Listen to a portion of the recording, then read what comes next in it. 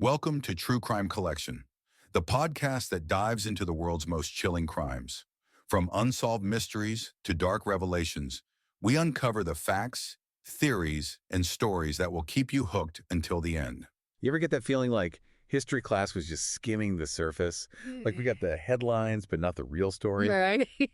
Well, that's what we're diving into today because you've brought us the Axeman of New Orleans. Yeah, and this is much more than just a spooky story. This case is fascinating. It's really at this intersection of huge social change happening in New Orleans, of the dawn of jazz. I mean, all these elements just make it captivating even 100 years later. So set the scene for us. What was it like in New Orleans back then? The sources paint this picture of the 1910s as a city of contradictions. Yeah, absolutely. Imagine coming out of World War I, but New Orleans, it's not quite on the same upswing as the rest of the country, you know? And you've got this incredible mix of cultures, French, Italian, African, Creole. I mean, it's all swirling together in the food, the music, just the whole atmosphere of the city. And this is when jazz music is really exploding too, right? Exactly. It was this outpouring of creativity, this energy. It really reflects that kind of, joy on the surface, but also these underlying tensions that were bubbling beneath.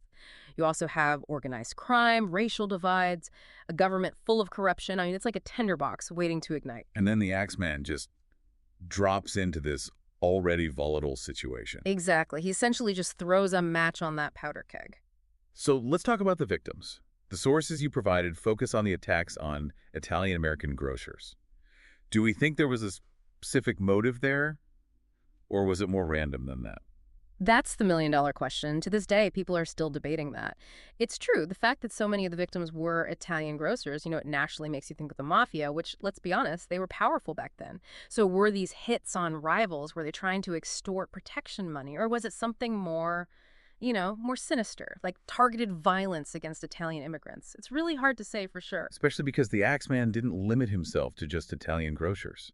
Exactly. And that's where someone like Anna Schneider really throws a wrench into those theories, right? I mean, she wasn't Italian. She didn't own a grocery store.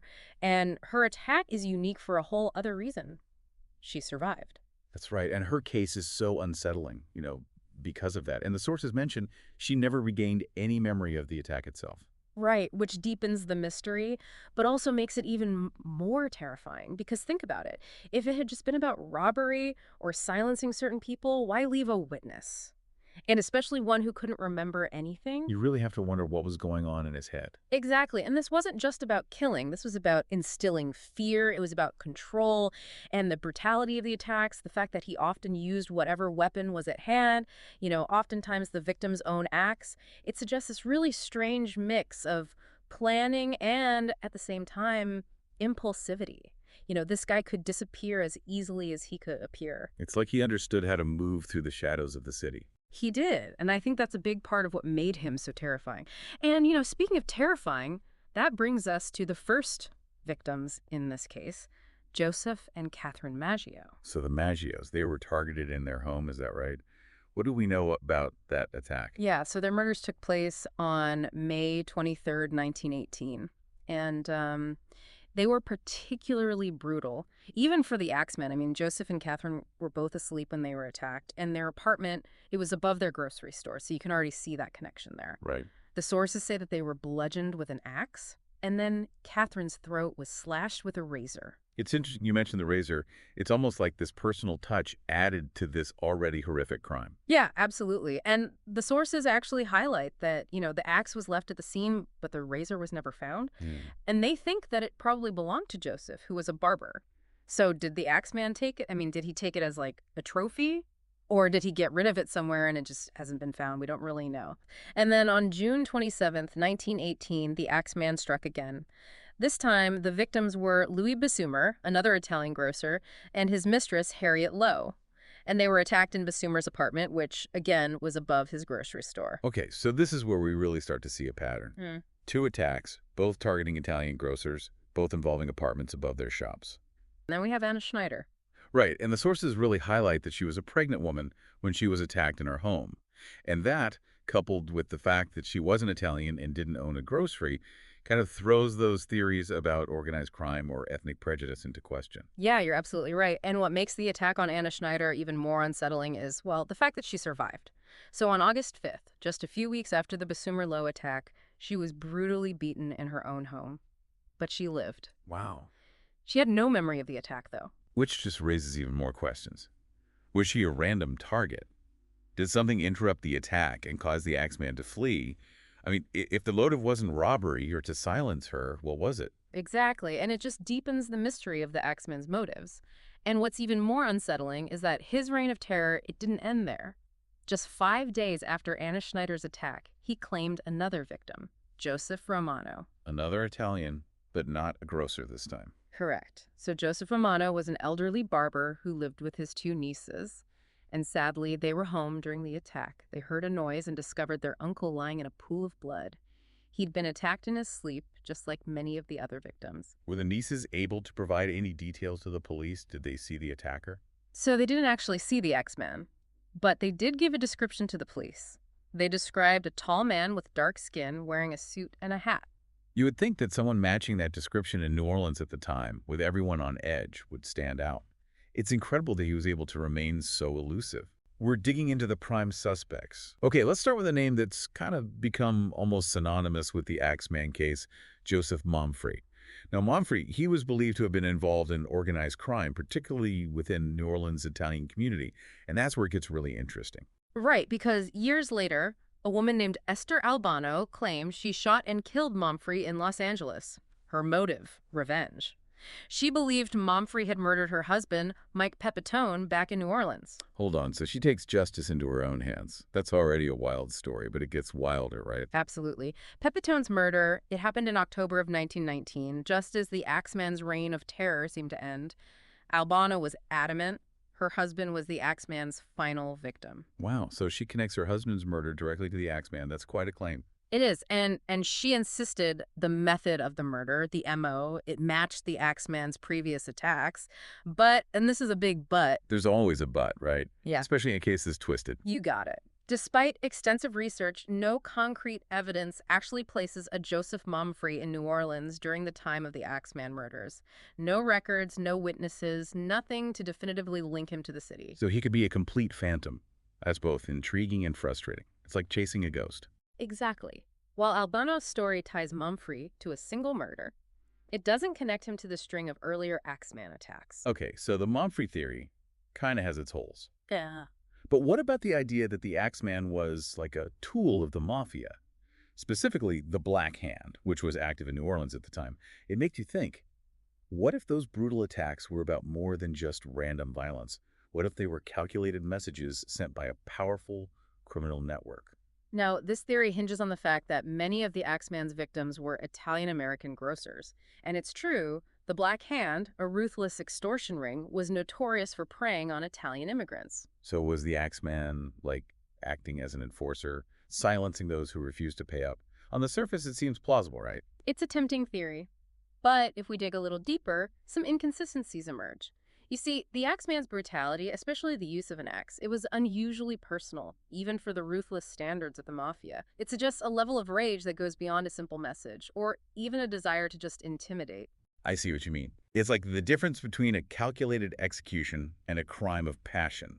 The mafia was all about power and control. Yeah. Not necessarily this level of, I don't know, unbridled rage. Exactly. Plus, let's not forget about victims like Anna Schneider and Joseph Romano. They didn't fit the profile of, like, typical Black Hand targets, which, well, muddies the waters even further. It seems strange that an organization known for strategic intimidation would suddenly target victims outside their usual, sphere. You're right. It doesn't quite add up, does it? So if the mafia theory doesn't completely hold water, what other possibilities are we left with? Well, what if, and this is unsettling, what if we're dealing with something even more unsettling? What if the answer isn't, organized crime, but like the darkness of a single deeply disturbed mind? You're talking about the possibility of like a lone madman. Yeah. Right? Driven by something, I don't know, more primal than logic or strategy. Precisely. Remember how we were talking about the seemingly random nature of the attacks, the lack of a clear motive, the brutality? These could all point to a killer driven by psychosis, finding some some twisted gratification in the terror, that they inflict. Okay, see, now we're getting into truly chilling territory. Right. To think that someone could, derive pleasure from such horrific acts, it's almost, I don't know, beyond comprehension. And it's that very incomprehensibility, I think, that makes the Axeman so terrifying. It's like staring into the abyss of human cruelty and finding no explanation, no reason. And then there's that chilling letter, the one the supposed Axeman sent to the newspaper, right? Yeah. Where he claims to be a demon from the hottest hell. Exactly. That letter, whether it was genuine or a cruel hoax, it adds another layer of unsettling mystery to the case. It suggests a mind reveling in the fear it, generated, further blurring the lines between reality and nightmare. It reminds me of, other terrifying cases, like Jack the Ripper, for example, where the motives seem to be less about tangible gain and more about a compulsion, a darkness that defies rational explanation. Precisely. These cases, they linger in our collective memory because they tap into our primal fears. The unsettling realization that sometimes evil, it doesn't fit neatly into our understanding of the world. It's a terrifying thought for sure. But could there be another layer to this? What if we aren't dealing with just one Axeman? What if the notoriety of the case inspired copycats, each adding to the body count and deepening the mystery? The copycat theory. It's certainly a possibility. Remember how we talked about some of the victims not fitting the typical profile of Black Hand targets? That could suggest different motives at play, perhaps even different killers, drawing inspiration from the original Axeman's brutality. It's like that saying, right? Imitation is the sincerest form of flattery, but in this case, it's a terrifying thought. The original Axeman might inadvertently created a blueprint for others with darkness in their hearts. And let's not forget, the level of violence in the Axeman attacks, it wasn't always consistent. Some victims survived with, horrific injuries, while others, well, let's just say the attacks were ruthlessly efficient. That variation in MO, in the level of brutality, it could suggest different perpetrators with varying levels of, shall we say, experience. Precisely. The possibility of copycats adds another layer of complexity to the case, making it even more difficult to separate, fact from fiction, truth from urban legend. So we've got a potential phantom suspect, a powerful criminal organization, a lone madman, and now the possibility of copycat. Can you really use these little details, like what weapon he chose, to figure out a personality? It's called criminal profiling, and yeah, we try. We look at the crime scene, the weapon, who the victims were. It all builds a picture. Like a puzzle. But instead of a picture, it's a person, and kind of a scary one. Exactly. Got to be careful. We're talking about someone from 100 years ago, but we can see what makes sense, right? The way he broke in, always using whatever axe was handy, even the victims, like you said. It could mean he knew his way around burglary, maybe. Someone who could plan things out, but then also just snap.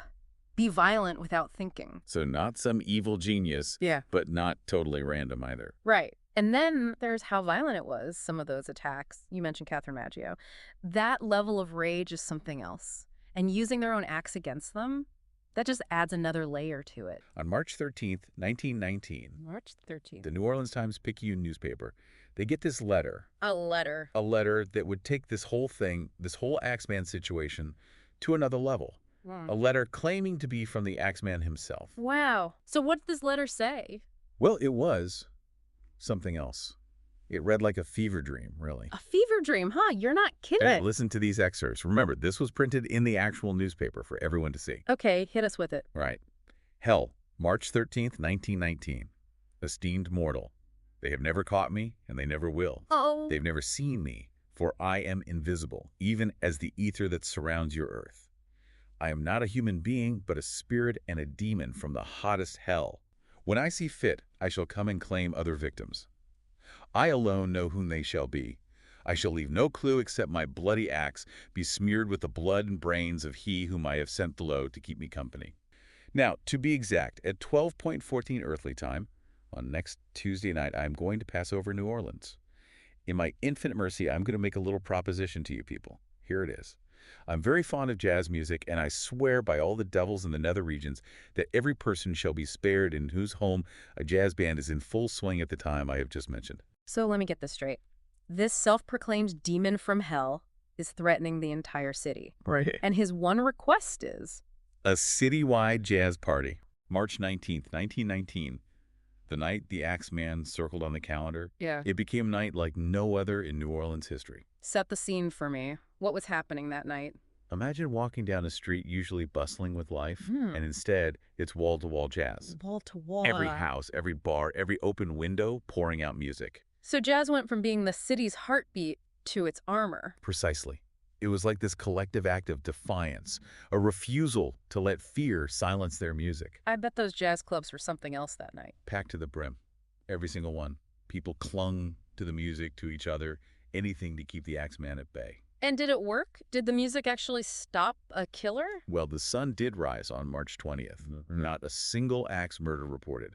No blood, no screams, just the lingering melodies of a city that faced down a nightmare. So they held their breath, played their hearts out, and whatever darkness that night held stayed away. The Axeman, he didn't make an appearance. After that night, the Axeman was never heard from again. No more murders officially linked to him, and the investigation just fizzled out. I mean, the case had cold, but the story, the legend of the Axeman, that's never gone away. It's just wild to think about all of this happening as this backdrop to New Orleans' own history, right? With the rise of jazz music, all the social and cultural change after the war. And then you have this terrifying figure lurking in the shadows. Absolutely. It makes you think about that darkness that can exist even in the most vibrant places. The Axeman, he became part of New Orleans folklore, this cautionary tale, this reminder that some mysteries, no matter how much we pick at them, they never really get solved. And it's those unanswered questions that still get to us even 100 years later, you know? The motive, that letter, the way he just vanished, it's like he became a symbol of the city itself in a way. Yeah. Full of mystery and contradictions. Yeah, and you know, for the folks who lived through those years, I bet the echo of that axe, that fear, it never really went away. So the music might have played on, but the Axeman story, that became its own haunting melody in the heart of New Orleans. A chilling reminder that sometimes the most unsettling mysteries are those we can never solve, the questions that echo long after the music fades. So next time you hear that lonesome trumpet echoing through the night, take a moment, picture the dimly lit streets of 1919 New Orleans, and let the haunting melody transport you to a time when the city faced its fears with a defiant song. Until next time, keep exploring, keep questioning, and as always, thanks for joining us on this deep dive.